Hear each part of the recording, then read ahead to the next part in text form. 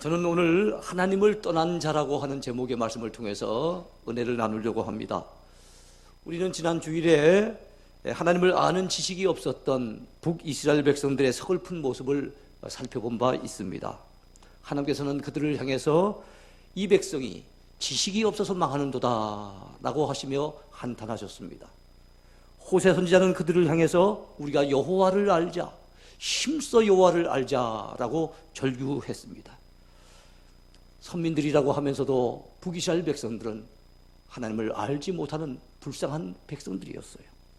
이처럼 하나님께 대한 지식이 없으면 결국에는 하나님을 떠나가게 돼 있습니다. 하나님을 떠난 자 참으로 불쌍하고도 비참한 존재가 되고 맙니다. 죄와 벌을 쓴 러시아의 문호 도스토옙스키는 말하기를 인간은 자신이 행복하다는 사실을 알지 못하여 불행하다 그랬습니다.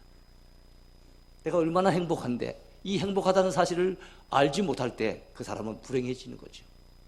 하나님 은혜 가운데 사는 것, 하나님의 품 안에 사는 것이 얼마나 행복한지를 알아야만 하나님을 떠나지 않게 됩니다. 근데 그 사실을 알지 못하면 하나님을 떠나게 되고 그 결과로 그는 불행한 인생을 살 수밖에 없는 겁니다. 우리 모두는 하나님을 떠나는 인생이 되어서는 안 될 줄로 믿습니다. 성경은 하나님을 멀리 떠나는 것이 죄의 본질이라고 가르칩니다. 죄의 본질은 하나님을 떠나는 거예요. 하나님께로부터 멀어지는 것이 죄의 그 뿌리입니다. 저는 오늘 호세아서 7장 말씀을 통하여 하나님을 떠난 자가 맞이하게 될 운명과 또 하나님을 떠난 자들에게서 발견되어지는 교만과 어리석음에 대해서 함께 살펴보면서 은혜를 나누려고 합니다. 먼저 하나님을 떠난 자의 운명입니다. 하나님을 떠난 자에게는 어떤 운명이 기다리고 있을까요? 성경은 북이스라엘 백성들이 하나님을 떠난 결과로 아수르 제국에 의해서 패망을 당하게 된 얘기를 하고 있습니다. 그리고 그 민족은 여러 민족과 더불어 혼합이 되어져서 결국엔 혼혈 민족이 되고 마는 것을 성경은 증거하고 있습니다. 하나님을 떠났더니 그들은 이방인들과 피가 섞여지고 종교가 섞여지고 사상이 섞여지고 그야말로 그들의 삶이 온천 뒤죽박죽이 되어져서 하나님 없는 백성, 이방인들처럼 전락하고 말았다는 사실입니다. 오늘 성경 본문 8절에서 그들을 에브라임이라고 지칭하고 있죠. 에브라임. 한번 8절을 보시기 바랍니다. 에브라임이 여러 민족 가운데 혼합되니 그렇습니다. 에브라임. 왜 에브라임이라고 할까요? 여러분이 잘 아시는 것처럼 원래는 이스라엘은 하나의 나라였어요. 첫 번째 왕이 사울 왕이 40년을 통치했고 두 번째 다윗이 40년을 통치했고 세 번째 왕이었던 솔로몬 역시 40년을 통치해서 통일 왕국 시대는 120년이었습니다. 그런데 솔로몬 왕의 범죄로 말미암아 솔로몬이 죽고 난 이후에 남북이 갈라집니다. 남쪽에는 유다 지파와 베냐민 지파 두 지파가 한 나라를 이루게 되는데 남유다가 일컫습니다. 북이스라엘 백성들에게는 여러분 10지파가 주어지게 되는데 그 10지파 가운데 가장 강력한 지파, 가장 대표적인 지파를 꼽으라면 바로 에브라임 지파입니다. 그래서 북이스라엘은 때로는 에브라임이라고 지칭되기도 하고 북이스라엘의 수도였던 사마리아를 언급하여서 사마리아라고 또 지칭하기도 합니다. 그래서 여러분 이방인들과 더불어서 피가 섞여져서 혼혈이 된 그 민족을 남유다의 유대인들은 뭐라고 일컬었습니까? 사마리아 사람들. 저 사마리아 사람들이라 그래서 상종을 하지 않았습니다. 완전히 쌍놈 취급을 했습니다. 그들은 한때는 하나님의 선민들이었지만은 그들이 하나님을 떠난 그 결과가 어찌 됐습니까? 전혀 하나님의 선민의 모습을 갖추지 못한 채 사마리아 사람들이라고 이방인처럼 취급을 당하고 이교도들처럼 취급을 당하는 그런 불쌍하고도 비참한 신세가 되고 말았다는 것입니다.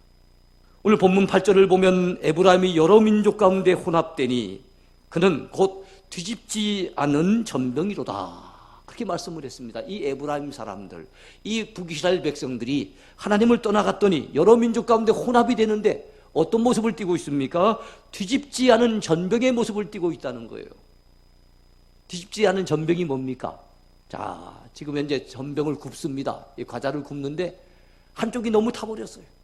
근데 뒤집어지지 않으니까, 뒤집지 않았으니 한쪽은 탔는 데 비해서 한쪽은 완전히 서리고 있습니다. 그러니까 한쪽은 너무 타버렸습니다. 한쪽은 서리걷습니다. 여러분들 같으면 그거 어떻게 처리하겠어요? 버리는 거지요. 못 먹는 겁니다. 쓸모가 없는 거예요.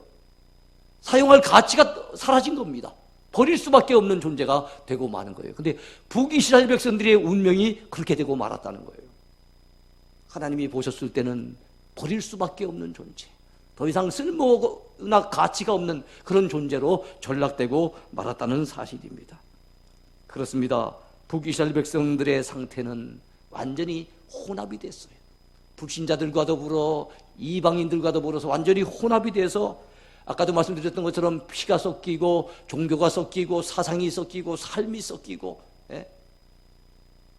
그리 되다 보니까 하나님이 도무지 이제는 하나님의 선민이라 인정할 수 없을 만한 그런 버려지는 존재로 전락되고 말았다는 사실이에요.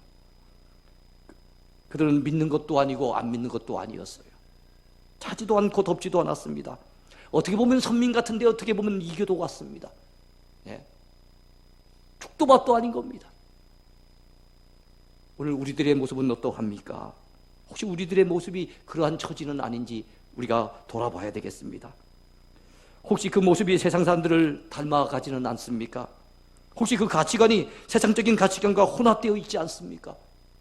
외모지상주의, 성공제일주의, 황금만능주의, 이런 잘못된 가치관에 푹 빠져서 오히려 그런 모습을 띠고 있지는 아니합니까?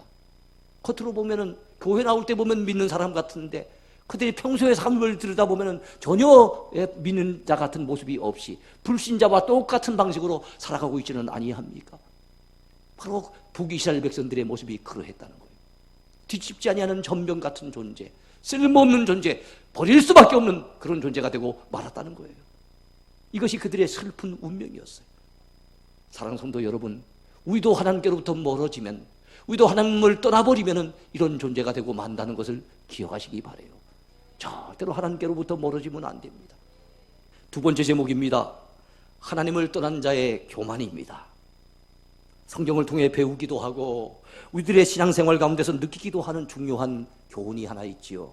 그것은 은혜 받으면, 하나님의 은혜가 우리 속에 깊이 임하면 임할수록 그 사람의 모습이 겸손해진다는 사실입니다. 참 겸손해지는 거예요.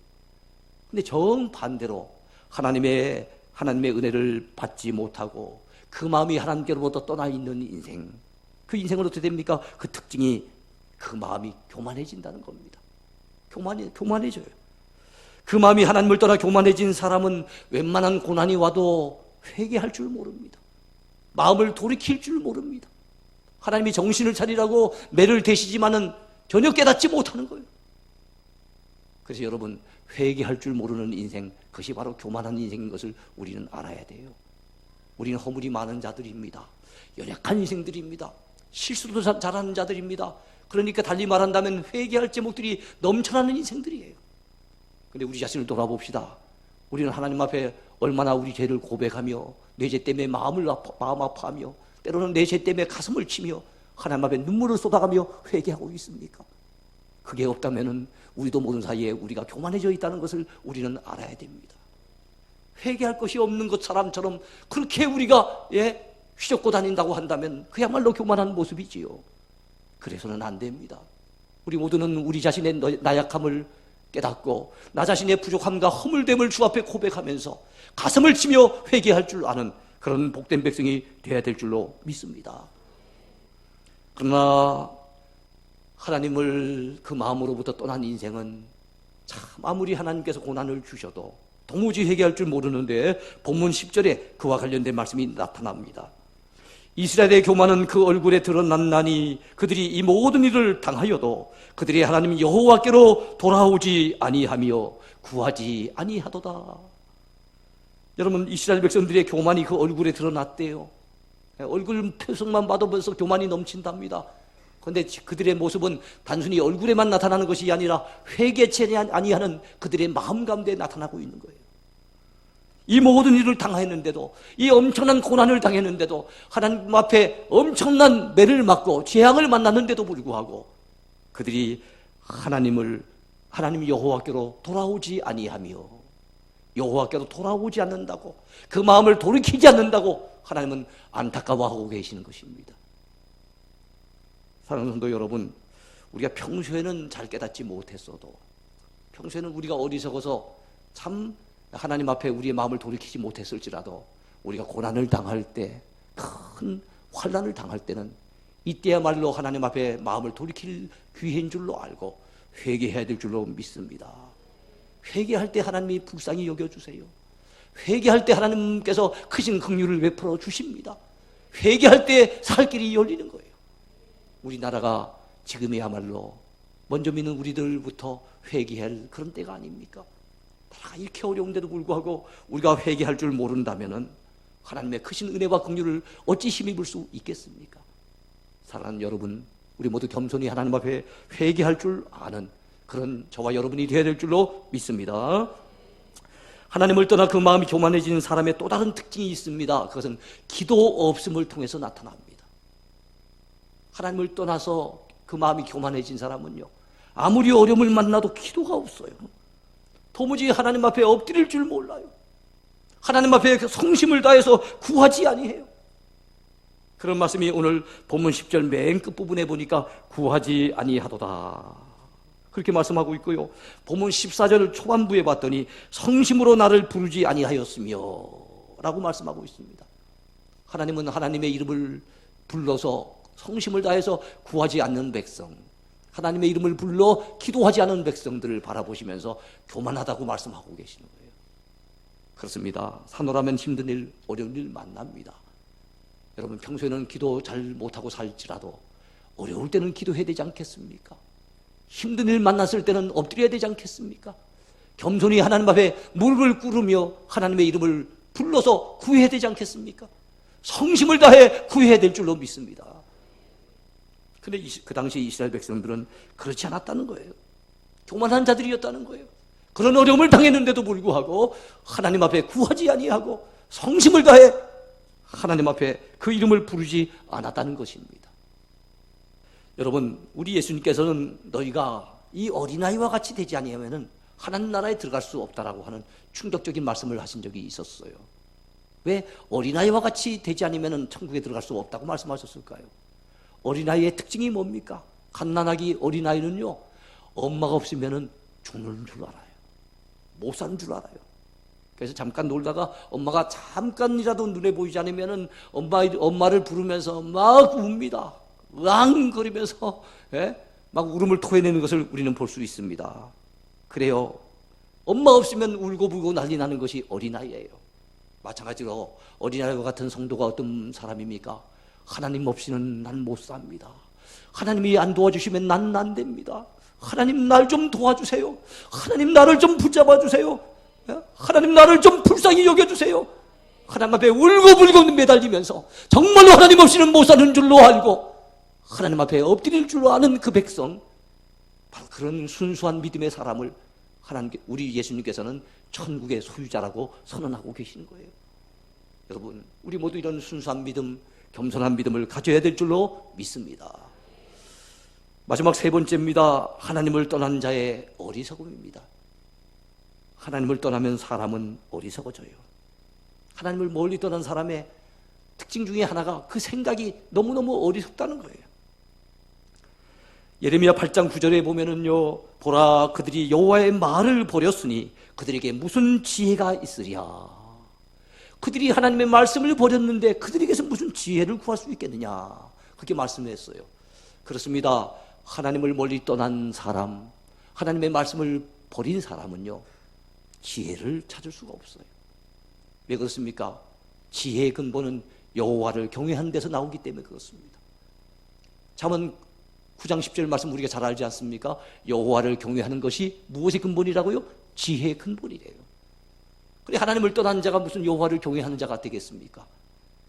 하나님을 경멸하고 하나님을 떠난 인생은 여호와를 경외하는 인생이 아니죠. 그러니까 지혜의 근본을 차버렸으니 그가 어리석어질 수밖에 없다는 것은 명약화하지 않겠습니까?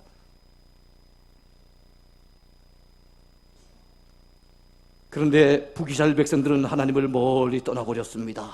그들은 지혜로울 수가 없었겠죠. 그러니까 어리석은 백성이 되고 말았어요.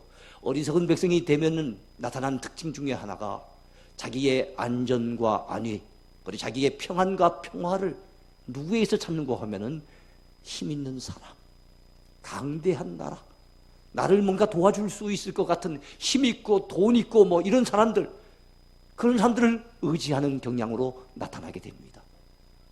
오늘 우리들의 모습은 아닌지 돌아볼 일입니다. 북이스라엘 백성들은 그들이 어려움을 당할 때, 전쟁을 만날 때마다 누구에게 도움을 청합니까? 뽀르르 달려가는 나라가 있었어요. 애국으로 달려갑니다. 아수르에게 달려가서 호소하고 도움을 청하는 거예요. 그런 말씀이 오늘 본문 11절에 나와 있습니다. 에브라임은 어리석은 비둘기같이 지혜가 없어서, 뭐가 없다고요? 지혜가 없어서 애굽을 향하여 부르짖으며 아수르로 가는 도다. 에브라임은 북이스라엘을 아까 상징하는 말 중에 하나라 그랬죠? 북이스라엘의 대표적인 지파, 에브라임 지파예요. 이 에브라임은 지혜가 없대요. 그래서 애굽을 향하여 부르짖고 아수르로 달려간다고 얘기하고 있습니다. 왜 지혜가 없다고 말씀하십니까? 평화를 주신 분이 누구예요? 하나님이신데. 그들이 안전을 책임져 주신 분이 누굽니까? 하나님이신데. 그 애굽을 갖다 의지하고 그 아수르로 달려가는 그들의 모습을 하나님께서는 참 어리석구나라고 바라보시는 거예요. 왜냐하면 조금 있으면은 그 애굽은 바벨론에 의해서 무너집니다. 조금 있으면 그 아수르는 바벨론에 의해서 멸망을 당합니다. 곧 무너질 나라, 곧 멸망을 당한 나라, 그 나라에 기대가지고 그 나라의 힘을 빌려가지고 뭔가 살아보려고 애를 쓰고 있는 그 모습을 바라볼 때 우리 하나님은 참 어리석고 어리석다고 말씀하시는 거예요. 그러면서 그들을 지칭하시기를 에브라임은 어리석은 비둘기같이, 어리석은 비둘기 같다고 말씀하고 있습니다. 비둘기가 무엇의 상징입니까, 여러분? 평화의 상징이죠. 그래서 그들은 평화를 구하고 있는 겁니다. 비둘기인 겁니다. 그런데 이 비둘기가 지혜로운 비둘기였으면 좋겠는데 어리석은 비둘기인 거예요. 왜 그렇습니까? 평화를 구하는 것까지는 좋은데 이 평화를 강대국의 도움을 통해서 찾으려고 한 거예요. 애굽에서 구했고 아수르에서 구했던 거예요. 여러분, 이 세상 힘 좋은 사람, 영원한 사람 없습니다. 강대한 나라, 영원한 나라 없습니다. 영원하신 분은 하나님 한 분밖에 없습니다. 전능하신 분은 하나님 한 분밖에 없다는 사실을 믿으시기 바라요. 그러니까 전능하신 하나님, 영원하신 하나님, 그 하나님을 믿고 의지하면서 그분에게 평안을 구하고 그분에게 안전을 구하고 그분 앞에 우리의 삶을 맡겨야 되지 않겠습니까? 근데 그분을 지켜놓고 자꾸만 곧 무너지게 될 나라인데도 그것을 알지 못하고 그 나라로 뽀로로 달려가서 도움을 청하고 있으니 참 이스라엘의 모습이 얼마나 어리석었는가 하는 것을 우리 하나님은 호세아 선지자를 통해서 지적하고 계시는 거예요. 여러분, 오늘 우리들의 모습은 어떠한지 돌아봅시다. 우리에게도 안전이 필요하죠. 평안이 필요하죠. 예? 우리에게 뭔가가 필요했을 때 정말 사람들에게만 달려가고 있지는 않습니까? 좀 힘이 있어 보이고 능력이 있어 보이는 사람을 자꾸만 의지하고 있지는 않습니까? 그렇다면 우리는 어리석은 비둘기가 되고 마는 거예요. 우리는 그런 어리석은 사람이 되어서는 안 됩니다. 사람에게 도움을 청하기 전에 하나님 앞에 먼저 엎드립시다. 사람의 도움을 기대하고 바라보기 전에 하나님의 도우심을 여러분 기대하면서 주님을 바라보며 주의 이름을 구해야 될 줄로 믿습니다. 그리한다면 하나님 어떤 손길을 통해서든지 어떤 방법을 통해서든지 필요한 것들을 채워주실 것이며 우리에게 평화를 주실 것이며 안전을 주실 것이며 우리의 삶을 주장해 주실 줄로 믿습니다. 또한 여러분, 하나님을 떠난 자의 또 다른 어리석음이 있습니다. 그것은 자신들을 도와주시고 자신들을 건져주시려고 하는 하나님을 향해서 오히려 거역한다는 거예요. 참 이게 어리석은 거예요. 자기 자신들을 도와주려고 하는 분이 하나님이신데 그 어려움 가운데 건져주시려고 하는 분이 하나님이신데 하나님을 거역하는 겁니다. 하나님을 자꾸만 거슬리는 겁니다. 하나님 앞에 패역하고 끊임없이 하나님 앞에 범죄하는 겁니다. 잘 보여야 될 분이 하나님이신데 여러분, 우리는 누구의 눈치를 살펴야 됩니까? 하나님의 눈치를 살피는 자가 되어야 됩니다. 하나님을 기쁘시게 하고 그죠? 참 하나님께서 우리 때문에 기뻐하실 만한 그런 삶을 올려드릴 때 우리 하나님 정말 주의 이름을 불러 기도할 때마다 응답 주실 것입니다. 도와주실 것입니다. 축복해 주실 줄로 확실히 믿습니다. 그런 말씀이 어디 나옵니까? 본문 13절을 보시기 바랍니다. 화 있을진저 그들이 나를 떠나 그릇 같음이니라. 패망할진저 그들이 내게 범죄하였음이니라. 내가 그들을 건져주려 하나 그들이 나를 거슬러 거짓을 말하고 라고 말씀하고 있습니다. 이스라엘 백성들은 화를 당했어요. 왜 그렇습니까? 그들이 하나님을 버리고 그릇된 길로 갔기 때문이에요. 그들은 패망을 당하게 됩니다. 왜 그렇습니까? 그들이 하나님 앞에 범죄했기 때문입니다. 그들은 끊임없이 하나님을 거슬러 하나님을 거역하는 그런 자들이었어요.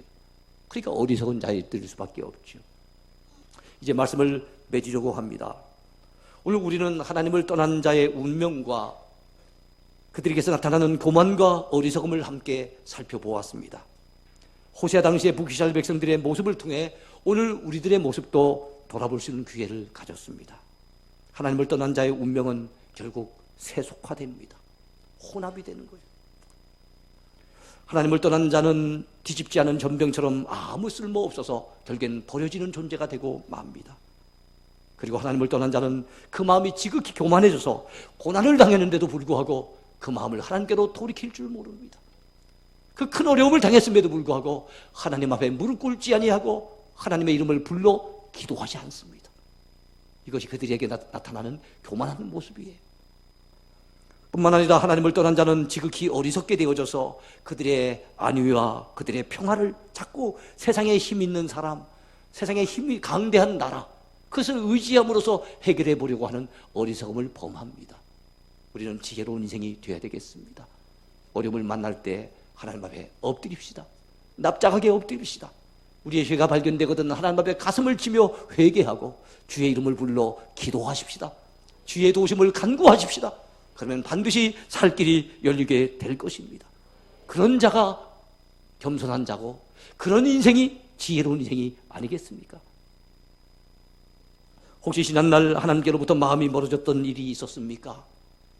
하나님 앞에 매맞기 전에 그 마음을 돌이켜 하나님께로 돌아올 수 있게 되길 바랍니다. 혹시 현재 시점에 우리가 그동안 지었던 죄와 허물 때문에 하나님 앞에 징계를 받고 어려운 고난에 처한 분들이 있습니까? 이때야말로 회개할 기회인 줄로 알고 이때야말로 하나님 앞에 엎드려 기도해야 될 그런 때인 줄로 알고 하나님 앞에 납작에 엎드릴 줄 아는 그런 지혜로운 인생이 되기를 축원해 드립니다. 그런 겸손한 신자, 그런 지혜로운 성도를 오늘 하나님은 찾고 계세요. 저와 여러분이 그런 사람이 되어야 될 줄로 믿습니다. 저와 여러분이 아시는 것처럼 나라가 많이 어렵습니다.